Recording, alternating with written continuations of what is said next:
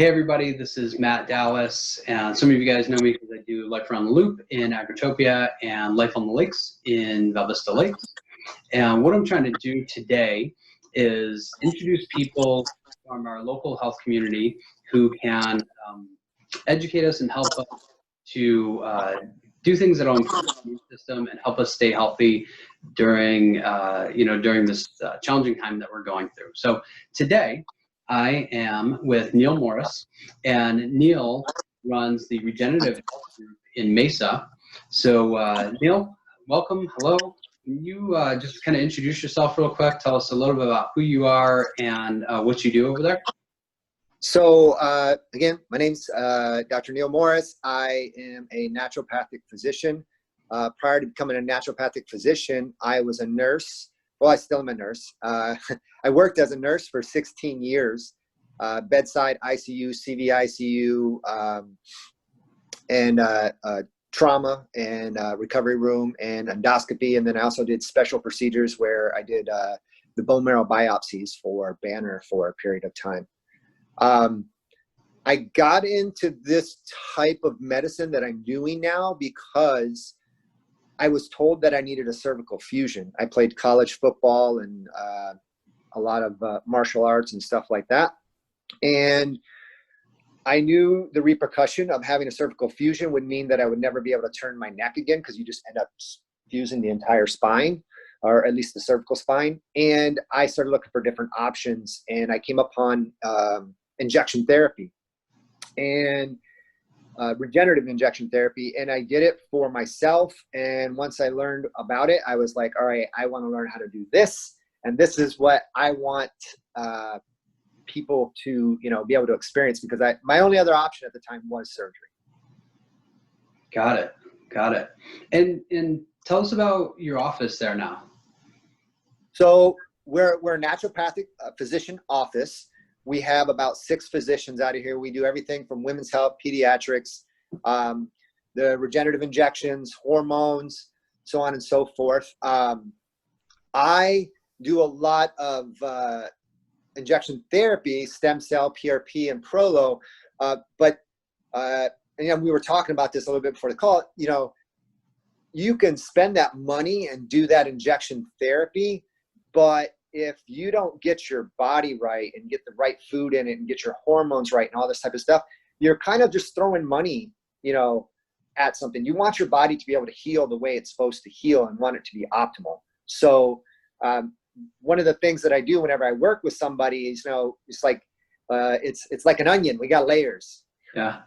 You know what I mean? It's like, and the more willing that the person is ready to go through those layers and optimize their health before they do an injection therapy, the better results they're going to have. Makes sense.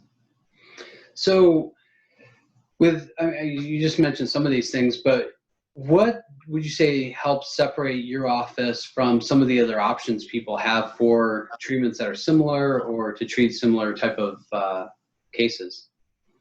So in regards to injection therapy, a lot of, if you go to a surgeon, they're going to say, let's have surgery, or they're going to say, let's inject it with a steroid, which there's a fair amount of research that comes out that if you do within 3 injections of steroid within a year, that it actually will break down a joint as opposed to regenerate it, which any type of steroid injection will not do any type of regeneration. And then we're talking about like cortisone. We're not talking about testosterone type thing. Also, we focus on optimizing your health. Now, this can be done through a variety of different type of IV therapies, but you got to go back to the basics where also we're talking about like building your diet, balancing your hormones, decreasing your risk to metabolic syndromes and cardiometabolic syndromes type of thing. We do that through, and again, to do something different, the regenerative injections is a non-surgical option as opposed to actually needing surgery. We can't, and here's a great thing about the state of Arizona, naturopaths can actually write for an antibiotic.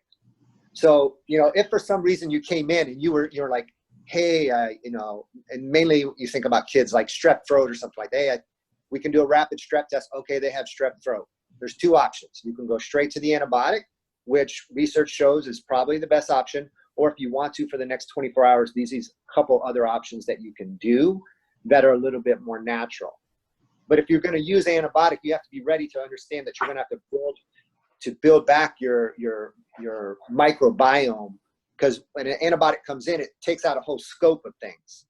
It's not just going to, it doesn't just say, oh, there's strep throat, I'm just going to kill that type of thing. It affects the entire area.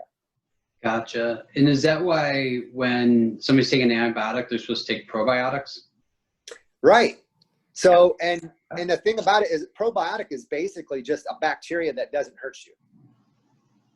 And then when you start so ideally, as a physician, I'll tell someone, all right, with a probiotic, if you want to start taking it with your antibiotic at the same time, you can, but the antibiotic is probably going to kill it too. So if it's like you only have a certain amount, then you can start taking it on the last day of your antibiotic or something like that. Got it. That's good to know. I did not know that. Yeah. But some people, it's just easier if they just start taking everything at the same time. And then it's just mentally, they're like, all right, it's time to take my probiotic because I took my, my antibiotic. So. Got it. I could see that. And you and I talked a little bit about this metabolic syndrome, and I think that's tied in with what's happening, with some of these COVID cases. So given this, the current situation that we have with people getting sick, what just generally are some good ideas that people can do to boost their immune system to help them stay healthy, whether it's specifically right now or just in general? So, here's the thing, like I always like to tell people, get back to the basics. Good sleep, quality food. And then there are some specific supplements that you can do too. I'm not going to get into dosages because I'm not going to give medical advice.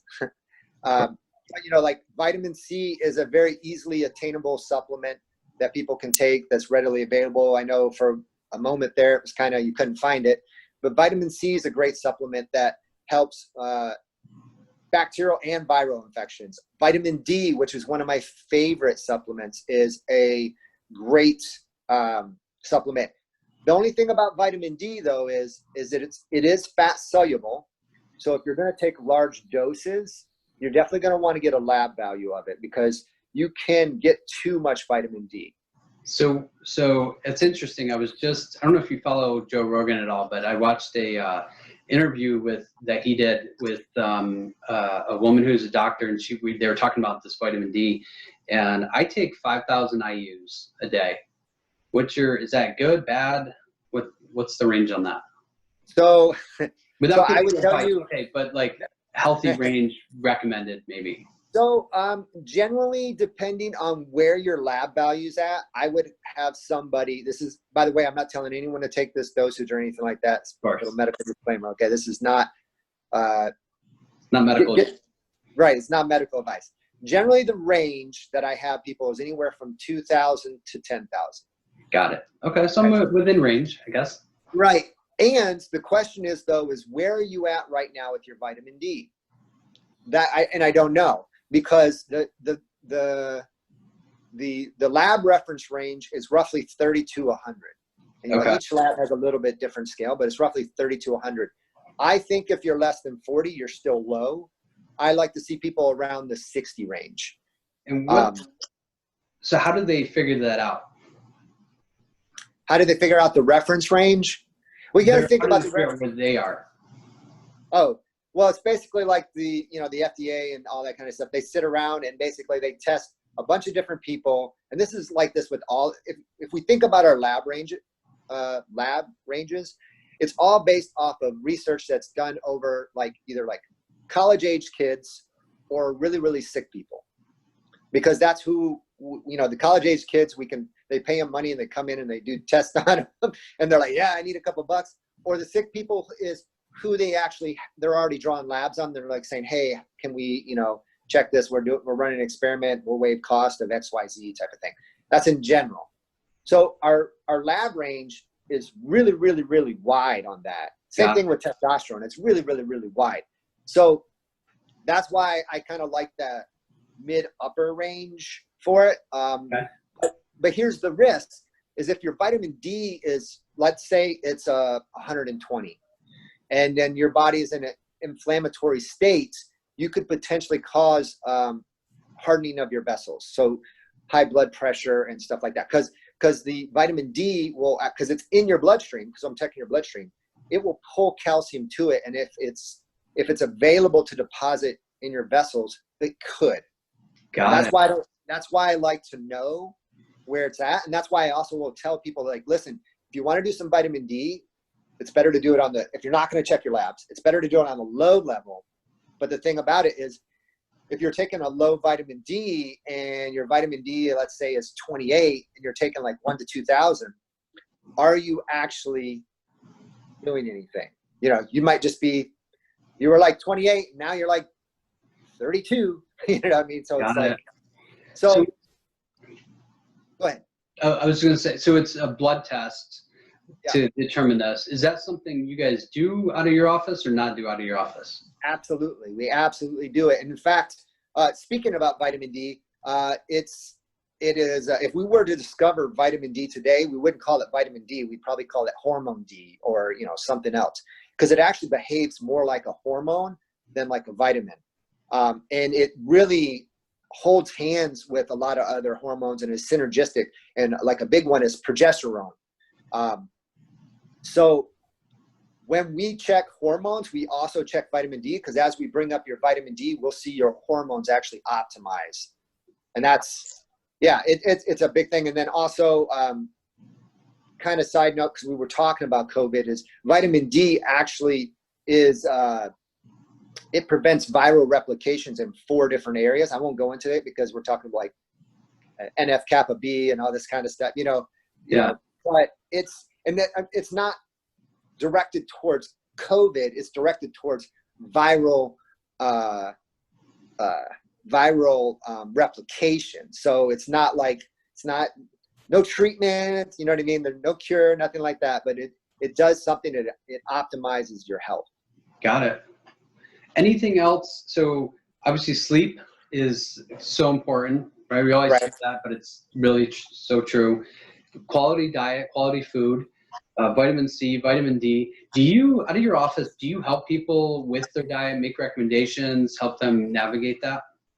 Yeah, absolutely. And, you know, and here's another thing that we will do for people too, because a lot of people throw the word allergies around, and it's not necessarily a true allergy as much as it's more like a sensitivity.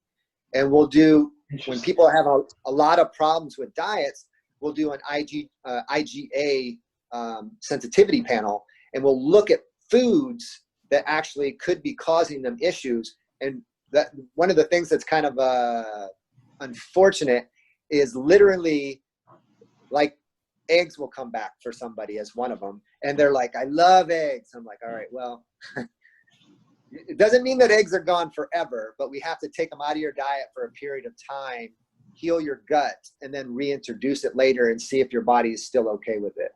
Got it. So that's one of the things we do that can help people, like, because when it comes down to it, you know, we say you are what you eat, but you are what you absorb. So if if your gut's not absorbing well, and that happens with like B12 per se too. So people are like, oh, I take B12, but their B12 level are actually, it's an MMA, it's what it's called, that we check for. It's the metabolite of B12, but that level won't come up.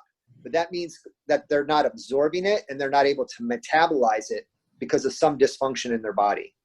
And it starts usually with the gut. Got it. Got it. So with your office specifically, what are some things that you guys can offer somebody as a patient coming in that can help them improve their immune system and help them stay healthy in general, but also specifically right now if they're concerned about getting sick and concerned about improving their immune system in short term? So first, what we do is we look at their diet. Okay. We look at what type of supplements they're on. Do they have something active going on? Do they have allergies? Do they have, things like that? because there are a couple other supplements too, NAC and things like that that can help. And then if they want to be more aggressive, we can do IV therapy. So we can do, and a lot of people have heard of the Myers cocktail type of thing. But we can actually do a high IV vitamin C. And that's, if you take too much vitamin C by mouth, it'll actually can cause diarrhea. So, oh, wow. Yeah. So they're like, oh, I'm going to take 10 grams of vitamin C. And then now they're on the toilet. So sorry. But as opposed to if you do it IV, you bypass the gut, and that goes past, some people might not be absorbing well too. You get to bypass the gut. Vitamin C is water soluble. So if your body's like, hey, this is a bit much, you'll just pee it out. We've had people who, they want to be proactive. So they'll come in once a week or once a month and they'll do an IV vitamin C just to kind of, again, that helps with overall microbes. It's not just a viral thing. It helps with bacterial too. We also do a therapy called IV ozone with UBI, which is basically where we run for lack of a better term, we run your blood through, like when you walk into Walmart and they have the light shining down on you. Right. We run your blood through that too. So what we do is we would start an IV line on you, and we would, am I still there or did I disappear? No, okay. It zipped out for a sec, but you're back. Okay, I was gonna say my screen went black for a second. Yeah. We would run we get an IV line on you, and we take your blood out and we put it in a bag with saline, and then we put ozone in it, and then we run it back through, and we run it through the UV light at the same time. And a lot of research has been done on that with previous autoimmune, viral, bacterial. And it was actually pretty much standard of care before antibiotics came out really, really big for infections in general. So that's really it's a little bit different approach. If you start to look it up on the internet, most of the information that is talking about how it's really, really bad for you is talking about industrial ozone. We don't use industrial ozone. We use medical grade oxygen, and we have our own ozone condenser, and we go through a certification and so on and so forth. So it is different than industrial ozone. So what you're saying is I can't believe everything that I read on the internet. I had a friend who did a TED Talk, and he said he opened up his TED Talk about saying that Elvis was alive. And then he proceeded during his TED Talk to go on the internet and find proof that Elvis was alive. And he made actually quite an amazing argument where some people were like, maybe he is. So you can find almost anything that you intentionally go to look on the internet. You can actually find something so if you go in there thinking I'm going to find something bad, you probably can find something bad. We find what we're looking for, right? Yeah.